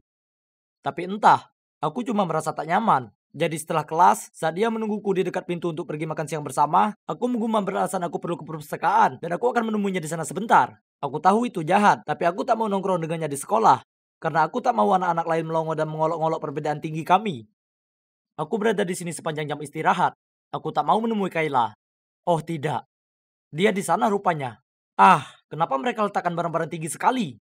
Sini biar ku ambilkan. Aku berbalik dan melihat itu Kayla. Kemudian dengan mudah diambilnya buku itu lalu menyerahkannya padaku. Tertegun, aku melihat sekeliling untuk memastikan tak ada yang melihat ini. Dan mendapati dua cewek terkekeh dan saling berbisik. Ini sangat memalukan. Sudah cukup buruk Kayla itu lebih besar dariku, tapi dia itu cewek sporty. Jadi dia juga lebih kuat dariku. Di saat waktu istirahat, aku susah payah membuka botol kokku. Tiba-tiba Kayla muncul, mengambilnya dariku. Dan meski aku bergumam aku ingin melakukannya, dia mengacuhkanku dan membukanya dengan mudah. Kemudian suatu malam saat aku sedang belajar, Liam mengirimiku pesan memberitahuku untuk memeriksa Instagramku. Ada sebuah foto diriku yang sedang duduk di pangkuan Kayla di taman sekolah. Apa? Lalu kemudian di bawahnya banyak sekali komentar seperti, "Wah, Evan si bayi kecil dengan Kayla Hook cewek." Dan seorang temanku bahkan berkata, "Jelas, Evan jadi istrinya dan Kayla jadi suaminya." Tidak, tidak, tidak. Ini tak mungkin terjadi. Sore itu di taman sekolah, ku minta Kayla untuk memeriksa punggungku yang digigit serangga. Tapi sebelum aku bisa menghentikannya, dia menarikku ke pangkuannya untuk memeriksanya. Tapi ada orang brengsek yang mengambil foto dan mempostingnya online mengatakan, "Evan kecil sedang duduk di pangkuan pacar Hooknya." Aku murka, terutama dengan komentar temanku. Aku membahasnya ke Kayla, tapi dia hanya mengangkat bahu dan memberitahuku mereka cuma iseng. Dan itu bukan masalah. Setelahnya, aku tak ingin sering berada di dekat Kayla. Dia hanya membuatku merasa sangat kecil. Dan aku benci ditertawakan oleh anak-anak yang lain. Beberapa hari kemudian di kelas olahraga, aku sedang lari saat aku tersandung kakiku sendiri. Dan tersungkur dengan keras di tanah sampai hampir pingsan. Aku terbaring di sana berkunang-kunang dan merasa seperti idiot saat banyak sekali anak mengelilingiku. Kayla juga berada di aula olahraga sedang latihan. Jadi dia lari ke arahku dan menyuruh semua orang untuk memberiku ruang. Kemudian dia memukuk dan mengangkatku dengan lengannya, lalu membopongku menyeberangi ruangan. Ini sungguh memalukan. Jadi dengan sisa tenagaku, aku teriak, "Turunkan aku! Aku bukan bayi!" "Oh oke, aku hanya berusaha menolongmu. Aku tak butuh bantuanmu. Ini memalukan. Seolah kamu ini pria dalam hubungan kita. Kau membuatku merasa lebih rendah." Semua orang melongo melihat kami dan berbisik-bisik. Kemudian Kayla menurunkanku dan jalan pergi dengan diam. Dia terlihat kecewa dan aku merasa tak enak. Malam itu, Kayla mengirim pesan minta ketemu aku di taman. Saat aku sampai di sana, dia sudah menungguku di bangku taman. Aku duduk di sampingnya dan berkata, "Dengar Kayla, aku minta maaf soal sebelumnya. Aku cuma..." "Stop! Aku ingin kita usai. Kau terlalu peduli dengan apa yang dipikirkan orang. Memangnya kenapa kalau aku ini lebih tinggi dan besar darimu? Siapa yang peduli? Kau tak pernah terlihat kecil atau lemah di mataku." Aku tak bisa bicara, dan dia melanjutkan, "Kau ini tak menganggap atau menghargaiku. Aku tahu kau menghindariku di sekolah. Aku tak mau pacar yang malu terlihat bersamaku. Aku pantas mendapat lebih dari itu. Jadi, ini berakhir, Evan." Lalu dia berdiri dan berjalan pergi. Aku melihatnya pergi. Dan meski ingin lari mengejarnya dan memohon padanya untuk memaafkan aku tak melakukan itu. Aku hanya duduk di sana sendiri, merasa seperti orang bodoh. Malam itu aku memikirkannya lama sekali. Aku tahu dia benar. Aku bersikap brengsek, dan sekarang kehilangan pacarku yang luar biasa, lucu, dan cantik. Aku tak seharusnya biarkan pendapat orang lain begitu mempengaruhiku, karena kalau pikir-pikir, itu tak ada kaitannya. Aku menyukainya, dan dia membuatku senang. Memangnya kenapa kalau dia bisa menggapai buku sedangkan aku tidak? Dipikir-pikir, sebenarnya sangat membantu berada di dekatnya. Beberapa hari kemudian aku mengirim pesan ke Kayla untuk meminta maaf dan meminta kesempatan lain. Tapi dia tak membalasnya. Jadi aku muncul di teras rumahnya dengan bunga dan sebuah kotak. Kayla membuka pintu dan merengut padaku. Aku seorang idiot. Idiot besar yang kecil. Tapi aku sangat menyukaimu Kayla, dan aku ingin semua orang tahu itu. Aku sangat suka Kayla. Kumohon berikan aku kesempatan lain, karena aku menyedihkan tanpamu. Dia tetap diam untuk beberapa saat. Tapi rasanya seperti selamanya bagiku. Rasanya aku akan pingsan sampai akhirnya dia bicara. Ya, dia tersenyum padaku. Aku akan memberimu kesempatan lain, tapi jangan mengacau kali ini. Aku melompat ke dekapannya dan memeluknya. Ya, dia mengangkatku ke udara tapi aku tak peduli. Aku terlalu senang dia jadi pacarku lagi. Setelahnya aku berikan padanya kotak itu yang penuh dengan bukan trofi dan piagam milikku, tapi sebaskom es krim stroberi. Rasa favoritnya. Aku memang mungkin kecil dan Kayla mungkin tinggi. Dan ya, oke, mungkin ini memang terlihat lucu untuk sebagian orang. Tapi aku tak lagi peduli apa yang dipikirkan orang lain. Rasanya aku melayang hingga ke bulan. Bintang-bintang, hei, ke seluruh tata surya. Karena dia bersedia jadi pacarku lagi. Aduh, kepalaku rasanya seperti baru saja dipukul batu bata. Kenapa ruangannya sangat terang? Dan bunyi bip monoton apa itu? Apa ini rumah sakit? Kugunakan semua tenagaku menegakkan diri ke posisi duduk. Kemudian seorang perawat masuk ke ruangan. Kenapa saya di sini? Aku tergagap kebingungan. Dia tersenyum padaku dan menjawab, "Oh, Anda sudah bangun. Sungguh suatu keajaiban. Baik Anda dan bayi Anda sekarang dalam kondisi baik-baik saja." Hah? Apa sebenarnya yang dia bicarakan? Wajahku sudah pasti menyeratkan itu karena senyumnya menghilang. "Sayang, Anda mengalami kecelakaan dan kehilangan banyak darah. Anda dalam kondisi koma sebulan lalu. Dan karena Anda hamil, ada kekhawatiran kalau Anda berdua tak akan selamat. Tapi sekarang semuanya baik-baik saja." Apa? Aku sudah tertidur sebulan lamanya? Cemas, aku bertanya padanya. Orang tuaku, di mana mereka? Oh, mereka sangat sibuk jadi mereka meminta kami menjaga Anda. Katanya sembari menepuk-nepuk bantalku. Ah iya, itu kedengarannya benar karena orang tuaku selalu sibuk. Mereka benci buang-buang waktu mereka, terutama untukku. Kuletakkan tanganku di perutku yang membuncit dan berusaha mengingat kecelakaan. Tapi kenapa aku tak bisa mengingatnya? Dipikir-pikir, aku bahkan tak ingat siapa ayahnya. Rasa sakit yang tajam menusuk kepalaku, jadi aku mencengkramnya dengan kedua tangan. Lalu aku menjerit memanggil perawat. Kenapa aku tak bisa mengingat apapun? Melihat hal ini, suster segera bergegas pergi mencari dokter. Tes dijalankan dan coba tebak. Ternyata aku mengalami hilang ingatan jangka pendek. Hari-hari berikutnya di ranjang rumah sakit, aku tak punya kegiatan lain selain berpikir. Akhirnya sebuah memori datang padaku, yaitu aku dan sahabatku Cecilia. Ada musik Natal dimainkan dan kami cekikikan saat sedang menyiapkan kue kering berbalut wasabi untuk mengerjai teman-teman kami. Sekarang sudah musim panas? Itu artinya aku sudah lulus. Tiba-tiba ku dengar langkah kaki itu. Itu Cecilia. Di ambang pintu dengan buket bunga matahari yang besar sekali. Bahkan tak bisa kujelaskan betapa senangnya bertemu dengannya. Kami berpelukan mungkin ratusan kali. Kemudian tak mampu membendung kesabaranku, penuh semangat aku langsung bertanya. Sekarang tolong beritahu aku semuanya. Kenapa aku kecelakaan? Dan siapa ayah bayi itu? Maksudku, dia adalah sahabatku. Jadi kalau ada yang tahu soal apapun, tebakanku pastilah dia, ya kan? Tapi aku kecewa. Dia hanya menggeleng. Maaf Dora, aku tak tahu apapun soal kecelakaan itu. Tapi ayahnya kemungkinan si Louis. Aku pun berseru kaget. Apa? Louis si kutu buku Star Wars dari kelas matematika? Jadi ternyata Louis dan aku sudah saling cinta sejak lama. Dia juga bilang dia sempat kaget awalnya ketika cewek pemberontak sepertiku jatuh hati ke murid dengan nilai A sepertinya. Louis? Sungguh? Aku dan Louis? Kalau begitu, lalu kenapa dia belum menjengukku? Melihat betapa tercengangnya aku, Cecilia melanjutkan. Dengar, kurasa kau sebaiknya pergi temukan Louis dan menyelesaikan ini. Jadi, segera setelah aku diperbolehkan pulang dari rumah sakit, aku pergi ke rumah Louis. Dia membuka pintu dan memberiku tatapan tidak suka. Apa maumu? Kita sudah putus, sudah lama sekali. Kemudian dia membanting pintu di depan wajahku. Ini sangat membingungkan dan menjengkelkan. Dia alasan kenapa aku tak bisa pakai celana panjang kesukaanku. Dia perlu bersikap dewasa. Jadi, aku kembali ke rumahnya keesokan harinya. Bersikeras akan mendapat jawaban. Hanya ibunya yang membuka pintunya dan mengatakan kalau dia sedang kuliah. Aku berkendara ke sana dan melihatnya jalan menyeberang kampus. Geram, kuhampiri dia dan kucengkram lengannya. Louis, jika kau menjauh dariku lagi, aku bersumpah aku akan teriak. Dia terlihat sangat tak nyaman, tapi tak punya pilihan lain selain mengikutiku ke kedai kopi terdekat. Awalnya, keheningan itu rasanya canggung. Aku tak bisa berhenti menatap kemeja menjijikkan yang dipakainya. Apa yang pada kulihat pada cowok ini? Tapi kemudian dia bicara. Bicara saja, aku ada tugas penting yang harus diselesaikan besok. Kuhantamkan kepalan tanganku ke meja dan berteriak. Aku hamil. Dan itu anakmu. Apa? Tak mungkin. Matanya terbelalak. Oh, jadi kau pikir kau bisa melepaskan tanggung jawabmu dengan kata-kata seperti itu? Aku, berapa bulan kehamilanmu? Begini, Louis, aku hamil 3 bulan. Dia menghela napas lega. Sekarang sudah jelas. Kita putus 4 bulan lalu.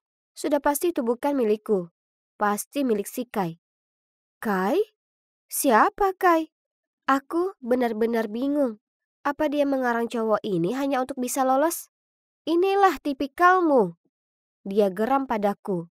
Kai itu cowok motor selingkuhanmu. Setelah itu dia meneguk kembali minumannya lalu menggeram. Selamat tinggal Dora. Kemudian pergi. Ya ampun, ini terlalu sulit untuk diterima. Tak tahu harus bagaimana. Kukirim pesan ke Cecilia menanyakan apa dia ada waktu untuk bicara. Lalu pesan oke darinya muncul semenit kemudian. Saat tiba di rumahnya, kulihat seorang laki-laki berlalu pergi dengan motornya. Jadi segera saat dia membuka pintu, aku mengedip kepadanya.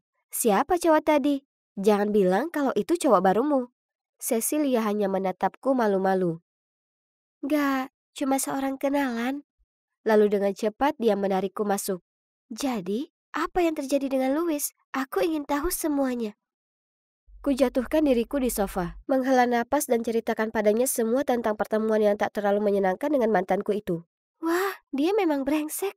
Cecilia, apa menurutmu aku perlu ketemu Kai ini? Mungkin dia ayahnya. Tidak. Dia menyelaku. Maksudku, kau bahkan tak mengenalnya. Aku menaikkan alisku. Apa kau mengenalnya? Cecilia tampak seperti orang kebakaran jenggot. Oke, ini janggal. Apa dia menyembunyikan sesuatu? Aku hendak mendesaknya untuk dapat informasi lebih lanjut saat tiba-tiba kami mendengar pintu terbuka. Ups, aku lupa ponselku. Seorang cowok tampan dengan jaket kulit masuk. Apa dia cowok yang kulihat keluar tadi? Kemudian dia memberiku tatapan kebingungan. Dora? Hah? Kenapa kau tak di Itali? Aku pasti memberinya pandangan aneh karena dia menggosok kepalanya, lalu melanjutkan. Kok bisa kau pergi begitu saja tanpa mengatakan apapun? Maaf, apa kau mengenalku? Dia tampak bingung. Hah? Apa katamu? Ini aku, Kai. Aku terpaku dan jantungku rasanya mau loncat dari dadaku. Kai? Kau ini Kai? Ayah dari bayiku? Kai melotot padaku. Bayi apa? Kau ini ngomongin apa? Tak satu pun ini masuk akal buatku juga. Jadi aku hanya berseru. Kau tahu, terjadi kecelakaan dan aku sekarang menderita hilang ingatan. Aku tak bisa mengingat apapun. Yaitu semua yang terjadi setelah Natal. Dan, ya, aku juga sedang hamil.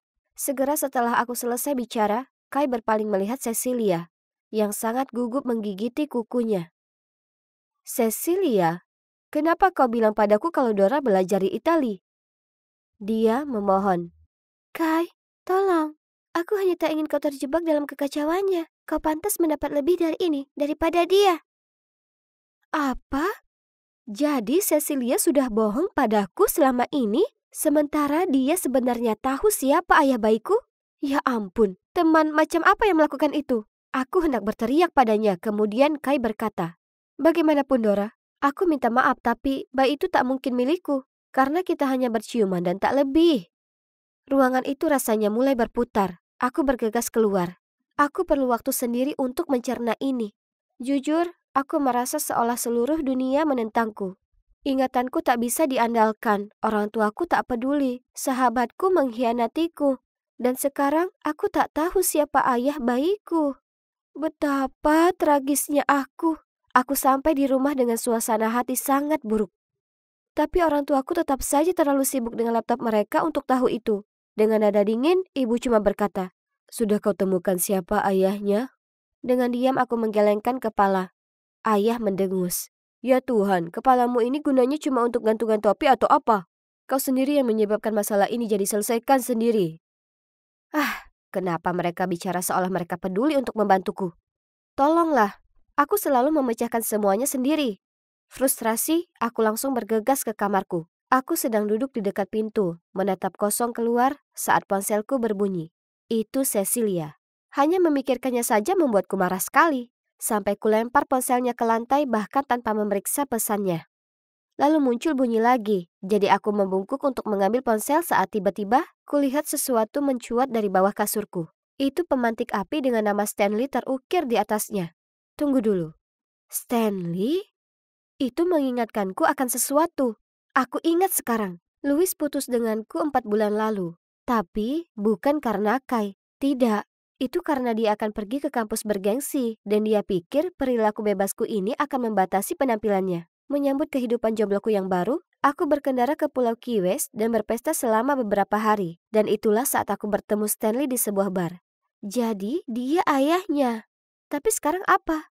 Maksudku, aku tak tahu cara menghubunginya. Tapi kalaupun aku bisa menemukannya, lalu apa? Aku tak mencintainya. Aku bahkan tak mengenal cowok itu. Dan aku tak ingin terikat dengannya hanya demi bayi ini. Dan saat aku kembali ke kota, aku semakin dekat dengan Kai. Hanya saja Cecilia tak suka hal ini. Jadi dia melabrakku di sekolah dan bersikeras kalau aku sudah mencuri cowoknya. Aku memutar mata dan memberitahunya, kau ini konyol.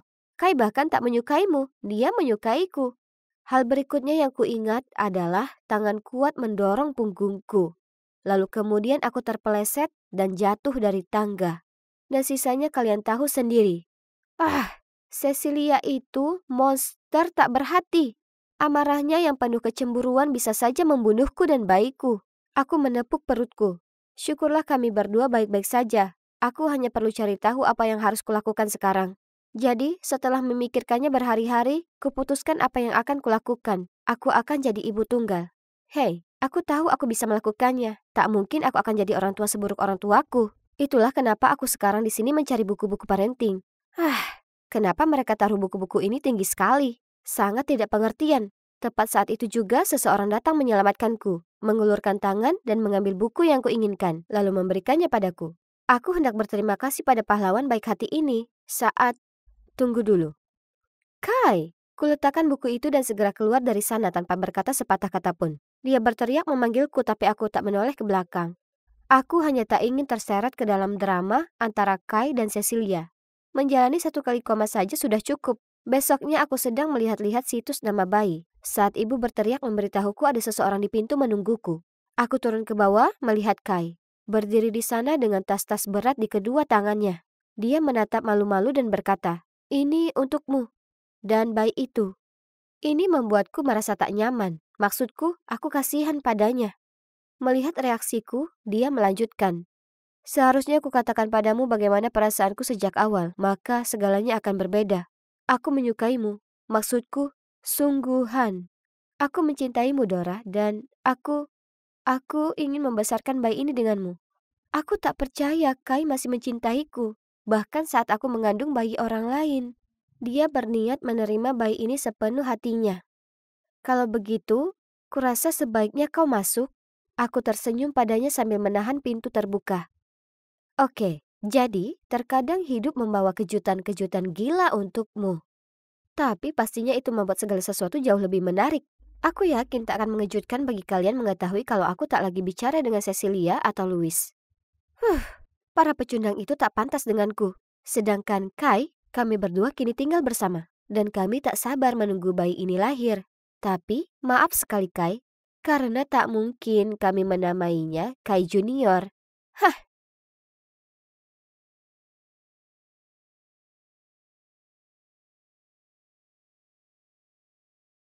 Aku duduk di ruang resepsionis dengan kompres es di kepalaku, menunggu ibu datang menjemputku. Dasar bola nyasar bodoh di kelas olahraga itu. Oh, itu dia. Tampil glamor seperti biasanya. Ibu bergegas datang dan memelukku, memeriksa apa aku baik-baik saja. Kemudian ibu memanduku keluar dari sana dan menyusuri lorong. Sekelompok remaja laki-laki terpaku dan menatap dengan mulut ternganga saat kami lewat. Salah satunya bahkan bersiul seperti serigala. Bahkan guru matematikaku yang sedang berjalan keluar kelasnya mulai membetulkan dasinya dan melambaikan tangan ke arah kami. Tidak, reaksi itu tidak ditujukan padaku. Itu semua untuk ibuku. Ibu terlalu cantik untuk terpengaruh oleh bagaimana para pria bertingkah laku di dekatnya. Di perjalanan pulang, aku mendapat pesan dari sahabatku Mini. Aku bertaruh semua pria akan berlomba-lomba untuk mendapatkan kencan dengan ibumu. Dia bagai seorang dewi tadi. Aku tertawa kecil. Membayangkan sekelompok pria dewasa bersaing untuk mendapatkan perhatian ibu membuatku geli. Aku tak paham kenapa ibuku masih melajang. Ibu itu orang yang cantik, sukses, dan sangat baik. Dan kurasa ia akan senang jika ada pria bersama dengannya, ya kan? Oke, jadi Mini tak benar-benar serius. Tapi semakin kurenungkan, gagasan itu semakin menarik, jadi aku membalas pesannya. Ceritakan lebih banyak soal ide kompetisimu itu. Kemudian suatu kali, saat ibu sedang pergi dinas, aku mengundang Mini ke rumah. Kami habiskan sepanjang sore memposting audisi online dan menyebarkan selebaran di sekitar kota. Tak lama kemudian, lamaran yang masuk membanjir. Ya ampun, beberapa ada yang tampan, tapi beberapa sangat tak tampan. Hapus saja, pastinya. Kami siapkan segalanya dan habiskan berjam-jam memilah-milah semua pelamar. Harus ketat, karena yang terpilih harus sempurna seperti Pangeran Paris untuk bersanding dengan wanita seperti ibuku, yang sebenarnya bernama Helen. Akhirnya kami menyaringnya jadi 10 besar dan kami mengundang mereka untuk mengikuti babak 1. Kebugaran itu penting, ya kan? Ya, setidaknya itulah yang dikatakan Mini. Jadi kami menyiapkannya di taman setempat. Semua pria tersebut muncul, termasuk Pak Swanson, guru senamku. Canggung sekali. Tapi hei, kurasa dia pria yang tampan dan kuat secara fisik. Pertama-tama mereka harus lari 1 putaran penuh di lapangan, karena stamina itu penting. Kemudian mereka harus mengangkat beban seberat 54 kilo, setara dengan berat ibuku. Ibu pastinya butuh pria yang bisa memanggulnya di atas pundak seperti yang mereka lakukan di film-film. Ya Tuhan, melihat mereka sedang pemanasan sungguh menggelikan. Seorang pria muncul dengan baju terusan berbahan likra dan mulai melakukan gerakan jumping jack, dan pria lainnya melakukan gerakan karate yang aneh. Semuanya menyelesaikan lari, ya, hampir semuanya. Tapi beberapa dari mereka kesulitan mengangkat beban, termasuk Pak Swanson, yang sudah berubah merah padam dan mengerang. Aku dan Mini menutup mulut untuk menahan tawa kami. Selamat tinggal Pak Swanson. Itu karena jahat pada kami di kelas 6. Menyelesaikan babak ke-1, kami mengeliminasi 3 pria. Sayang sekali karena mereka tampan. Masuk babak kedua. Ini bukan hanya tentang otot, otak juga penting. Itulah kenapa Mini dan aku menghabiskan 2 hari mencatat semua pertanyaan untuk babak kuis siapa mau jadi pacar ibuku. Ibuku pantas dapatkan pria yang tahu segalanya. Kami siapkan deretan kursi anak di halaman belakang. Lalu kami berjalan di sepanjang barisan dan melontarkan pertanyaan kepada mereka. Tiba-tiba, seorang pria berdiri dan dengan marah mengatakan ke yang lain, "Kenapa kita biarkan anak-anak menguji kita seperti ini?" Lalu dia bergegas pergi. Mini berbisik. Tak terlalu mengejutkan sebenarnya, kulihat dia garuk-garuk kepala saat pertanyaan lainnya. Kami kemudian mengeliminasi mereka yang nilainya paling rendah, menyisakan hanya 5 yang berpotensi lanjut ke babak ketiga. Malam itu, aku hendak mengambil sesuatu untuk dimakan. Kulihat ibuku berdiri di dapur.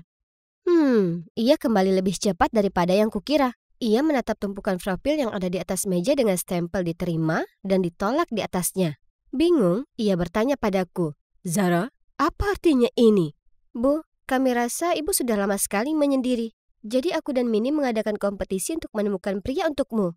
Aku memasang wajah luguku. Sebenarnya besok adalah babak ketiga. Akan sempurna jika ibu bisa bergabung dengan kami untuk wawancara. Kumohon. Ibu melotot padaku dan menggelengkan kepala. Tapi aku terus memaksa sampai akhirnya dia berkata, "Baiklah, aku akan datang." Aku melongo kegirangan dan memeluknya. Masuk ke babak ketiga, tahap wawancara.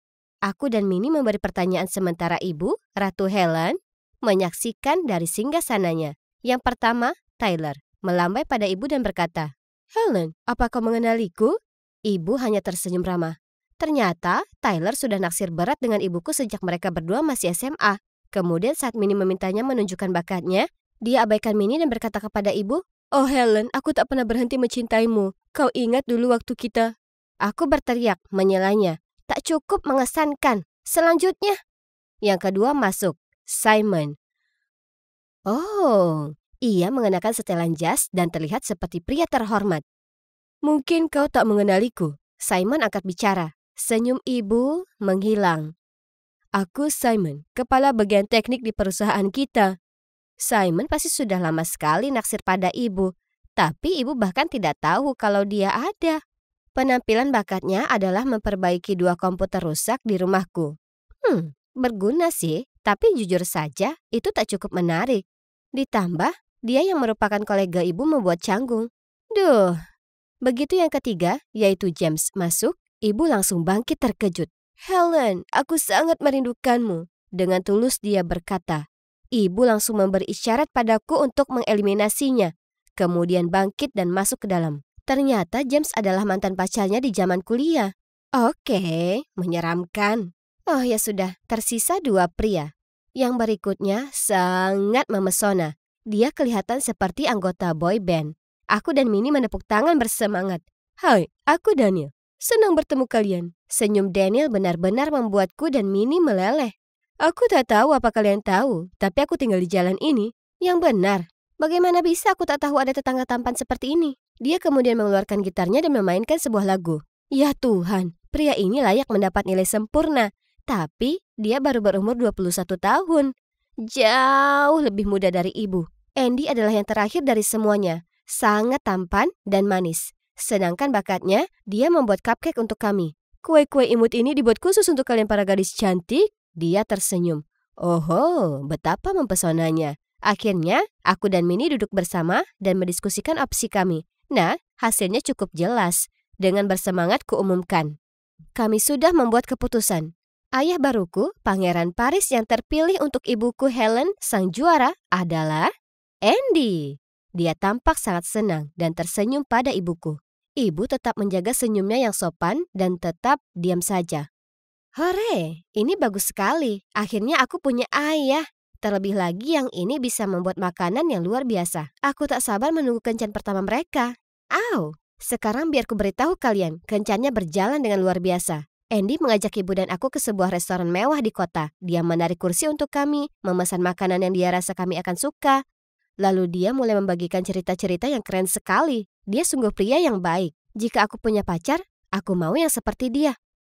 Setelah kami selesai, aku menyeberang jalan untuk membeli es krim dan melihat mereka berpelukan. Sempurna. Sepertinya semuanya berjalan lancar. Oh, Andy, aku sudah bisa membayangkan kehidupan di mana dia menjadi keluarga. Malam itu, ibu duduk di sampingku sementara aku sedang mengirim pesan sambil nonton TV. Zara, aku senang melihatmu bersenang-senang beberapa hari ini.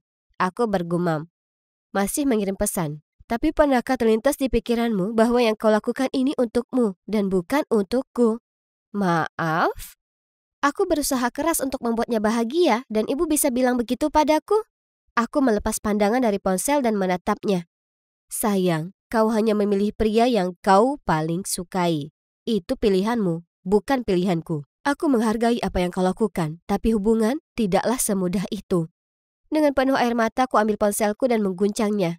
Mengatakan kalau aku sudah mengundang Andy datang di akhir pekan untuk mengajariku memasak. Ibu tersenyum. Tak masalah. Aku dan Andy sudah bicara dan memutuskan untuk tetap berteman. Jadi, rencana akhir pekan ini tetaplah sama. Aku menundukkan kepalaku dan meminta maaf padanya. Ibu benar. Aku memilih Andy jadi favoritku tanpa pertimbangkan perasaan ibu. Tapi, ya, itu tak seburuk itu. Karena setelahnya, Andy selalu datang hampir tiap akhir pekan, mengajakku belanja bahan pokok dengannya, lalu memasak untuk kami. Dia mengajariku cara memasak dan membuat kue, dan kami bahkan ngobrolin cowok-cowok konyol di sekolahku. Serius, jika si Richard ingin dapat kesempatan dengan gadis secantik Zara kita ini, maka dia harusnya lebih kuat, kata Andy, sembari tangannya memasak dengan luas. Ya, Richard, terbakar. Ngomongin soal terbakar, aduh. Iya. Itu aku yang barusan tersulut oven karena memikirkan semua ini. Andy bergegas datang, mengarahkan tanganku ke keran dan mengalirinya dengan air dingin. Oh, ya ampun. Dia sangat perhatian dan bijaksana. Tak seperti cowok kekanakan seumuranku. Tak lama lagi adalah ulang tahunku yang ke-16 dan tentu saja Andy jadi koki makan malamnya. Ibu dan Minnie hanya perlu menyalakan lilin kue ulang tahun. Kemudian, saat kulihat Andy diterangi cahaya lilin, aku tahu aku tak bisa lagi membohongi diri. Aku jatuh cinta padanya. Kuhabiskan berhari-hari merencanakan pengakuan terbaik padanya. Hanya saja sebelum bisa ku beritahu dia bagaimana perasaanku, ibu memberitahuku, Andy baru saja telepon aku dan cerita dia ditawari posisi kepala staf di New York. Dia akan pergi minggu depan. Apa? Tidak. Kenapa? Ini Andy, cinta pertama dalam hidupku. Itu sangat tidak adil. Kami tak sempat menemuinya hingga hari di mana dia berangkat. Aku dan ibu pergi ke bandara untuk mengantarnya pergi.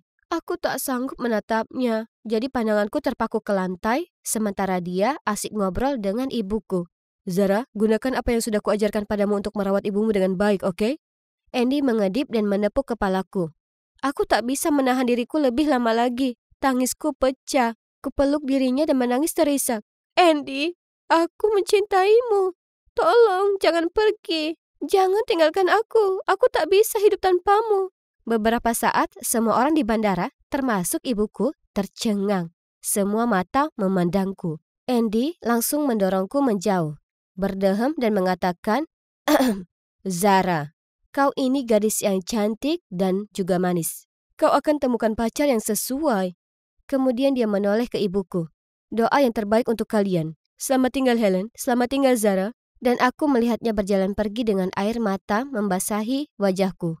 Begitulah, sudah 6 bulan sejak itu. Dan aku akhirnya menyadari bahwa perasaanku pada Andy hanyalah perasaan bingung seorang remaja. Aku memang menyayanginya, tapi itu lebih seperti mengagumi dan menghormatinya sebagai sosok seorang ayah. Oh ya, aku beneran sudah punya ayah sekarang, tapi itu merupakan pilihan ibuku tersayang, namanya Harris. Dan dia mungkin bukan koki sehandal Andy, tapi dia pria yang baik dan dia bisa membuat ibu bahagia. Dan tentu saja, kami masih saling berkabar dengan Andy. Baik karir maupun kehidupan percintaannya berjalan sangat baik di kota apel besar itu. Aku sudah memetik pelajaran, hidup penuh dengan pilihan. Beberapa baik dan beberapa tak terlalu baik. Tapi terkadang, sebesar apapun keinginan kita tak bisa membuat pilihan untuk orang lain. Justru, kita seharusnya berbesar hati dan biarkan mereka memilih sendiri. Kehidupan SMA sudah dimulai dan berjalan cukup lancar. Saat ini aku sedang berhubungan dengan cowok yang sangat tampan di kelas matematika. Cowok seumuranku ternyata tak terlalu buruk sejujurnya. Kehidupan Mini juga tak terlalu buruk. Karena dia sekarang memacari Daniel si musisi itu dan menikmati touring bersamanya, kapan saja dia manggung di konser. Akhirnya, yang membahagiakan bagi semua orang, bukan?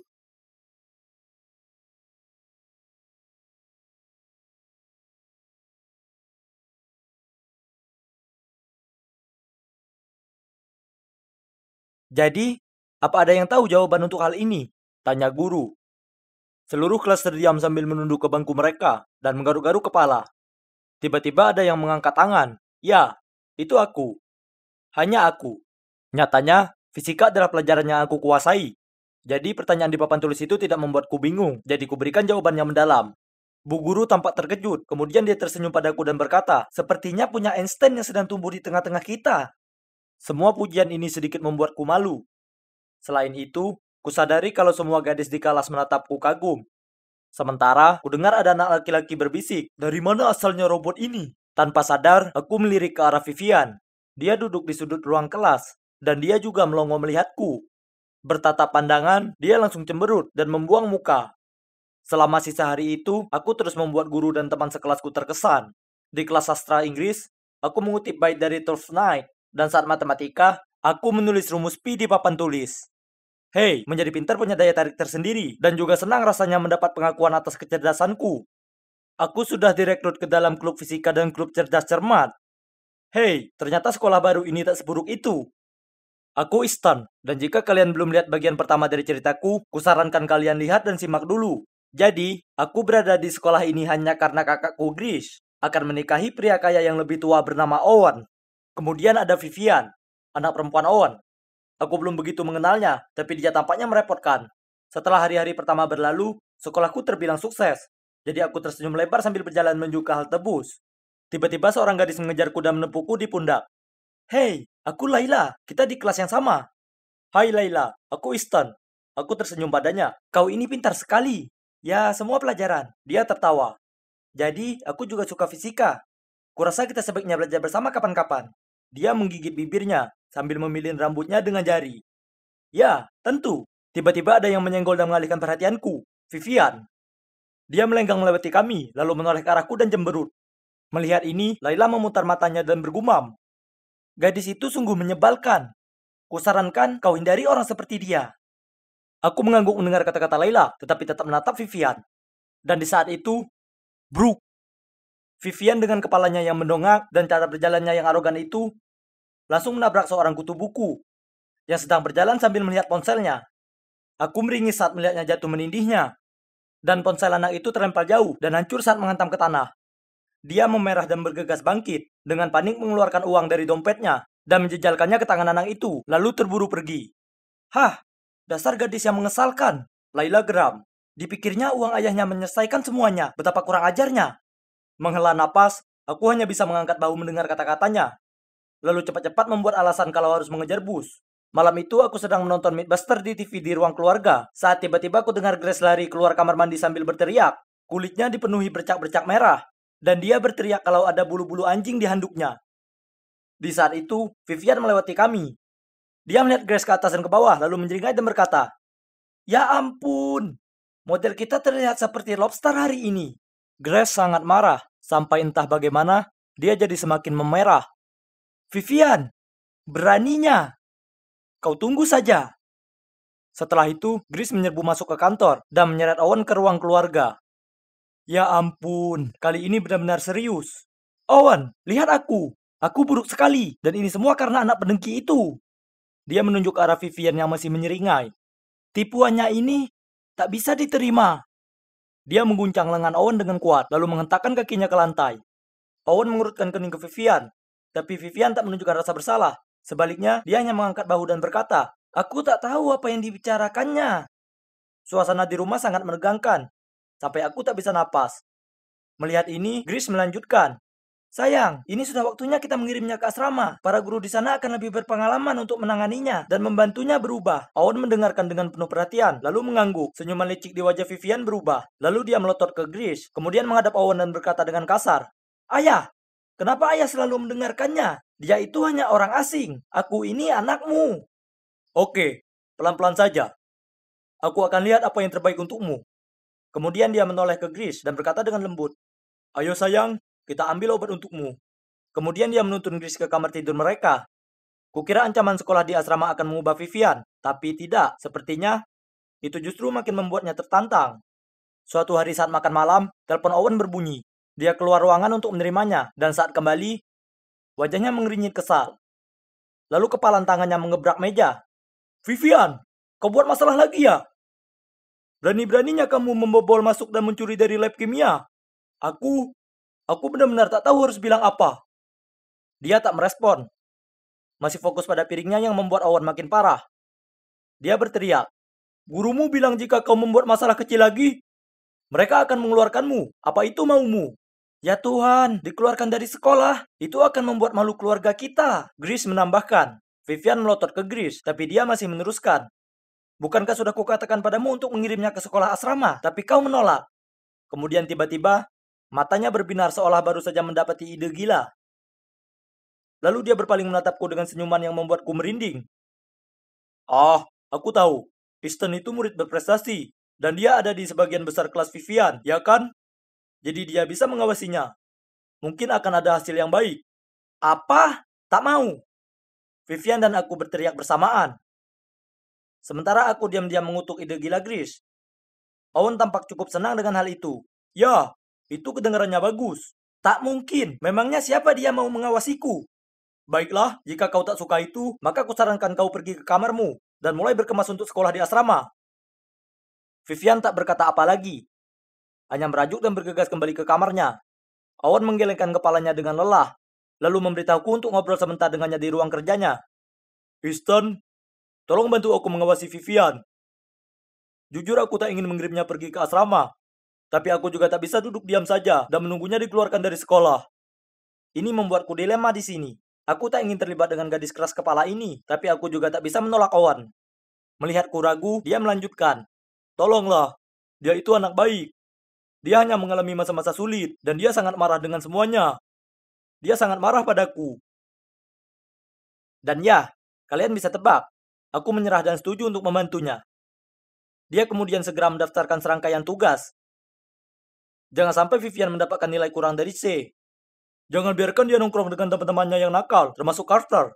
Pacarnya sekarang yang tak disukai. Ikuti dia dengan seksama, dan jangan biarkan dia melanggar aturan sekolah apapun. Pastikan dia serius belajar sekali ini saja. Ini kedengarannya sederhana, ya kan? Mungkin untuk orang normal, tapi Vivian itu jauh dari kata normal. Sebaliknya dia itu merepotkan, licik, dan tak kooperatif. Aku tak tahu bagaimana akan kuyakinkan pemberontak seperti Vivian untuk mematuhi aturan-aturan ini. Tapi sudah kukatakan pada Owen aku akan membantu. Jadi sekarang aku harus memegang omonganku. Jadi sejak saat itu, aku resmi menjadi tutor sekaligus asisten pribadi Vivian. Aku harus mengajarinya setiap hari, mengawasinya 24 jam sehari dan tentu saja harus tahan dengan prank jahilnya untuk lepas dari pengawasanku. Tolong fokus. Kenapa kau terus menatap keluar jendela dan melamun di saat ujian sudah semakin dekat? Aku sangat marah pada Vivian. Aku tak mau begitu, tapi aku pusing. Jadi aku tak bisa konsentrasi. Dia tak bisa membodohiku dengan wajah pura-pura melas itu. Langsung ku ambil tablet aspirin dari kantong kemejaku, dan gerakan kepalaku memberi isyarat untuk diambilnya, supaya dia bisa terus belajar. Vivian tercengang, mengambil pulpennya, dan mulai mengerjakan PR. Tapi kurang dari 5 menit, dia menoleh ke arahku dan bertanya, "Hey Easton, apa kau suka main game?" Aku membalik halaman buku, dan dengan enggan menjawab ya. Jelas, dia hanya menunggu untuk itu. Karena dia langsung mengeluarkan Nintendo Switch miliknya dengan bersemangat memberikannya padaku dan berkata, "Jadi kau bisa memainkan ini dan aku akan tidur sebentar." Aku begadang sampai larut malam kemarin menonton film. Menguap. Kalau waktunya habis, bilang saja ke ayahku kalau kita sudah selesai belajar. Sebelum aku bisa berkata apapun, dia sudah melompat ke ranjangnya dan menyelimuti dirinya. Sungguh membuatku frustasi. Tapi kemudian sebuah ide muncul di kepalaku. Baiklah, kalau begitu kita ganti metode belajarnya. Hujan bahasa, bagaimana menurutmu? Lalu kuraih mini speaker di atas meja, memainkan pelajaran audio bahasa Spanyol dengan volume paling kencang, dan meletakkan tepat di telinganya. Dia langsung menutupi kepalanya dengan sebuah bantal. Tapi aku tak menyerah dan terus mendorong speaker itu lebih dekat. Setelah berguling-guling di ranjang sebentar, dia akhirnya mengaku kalah. Dengan wajah cemberut kembali ke meja belajar dan berkata, "Oke, tolong hentikan siksaan gila ini. Kau ingin aku duduk di sini dan belajar ya kan?" Aku melipat tangan dan tersenyum puas. Gadis ini tak terlalu sulit untuk ditangani. Aku tak secuek Vivian. Sebaliknya, aku sangat cemas kalau dia gagal di ujiannya. Dan aku akan disalahkan. Aku bahkan harus memohon padanya. "Hei, tolong, fokuslah belajar sastra. Kumohon, jika kau dapat F, maka tamatlah riwayatku." Itu bukan urusanku. Vivian mencibir. Dengan putus asa aku berikan padanya esai milikku. "Ini, aku sudah menyiapkan ini sebagai referensimu. Kau hanya perlu mengingatnya." Dengan cepat diamatinya sekilas, kemudian menjatuhkannya di meja dan menjawab, "Tidak kau bisa pelajari sendiri. Aku punya hal yang lebih penting untuk dilakukan." Tak berdaya, ku ambil esai itu dan membacanya dengan lantang. Aku membacanya lagi dan lagi, dengan harapan bahwa sambil dia mengecat kukunya, dia bisa mengingat beberapa kalimat. Awalnya Vivian tampak terganggu, tapi kemudian dia terkekeh dan berkata, "Oke, biar ku pelajari sendiri. Wajahmu yang malas terlihat lucu sekali." Sungguh keajaiban. Dia benar-benar mulai membaca catatannya. Tapi jujur saja, aku tak berharap banyak. Tapi kalian tahu tidak, hal yang paling tak terduga terjadi. Saat kami berdiri di luar gerbang sekolah, dia menunjukkan padaku hasil ujiannya. B dan C, dan tak ada D. Wah, rasanya ini bahkan lebih baik daripada aku mendapat A+. Ya, hampir sih. Aku hendak memberinya selamat, tapi ku dengar seseorang meneriaki namanya. Lalu aku berbalik ke belakang, melihat beberapa anak mendatanginya. Oh tidak, ini adalah pengaruh buruk yang Owen ceritakan padaku untuk dijauhkan darinya.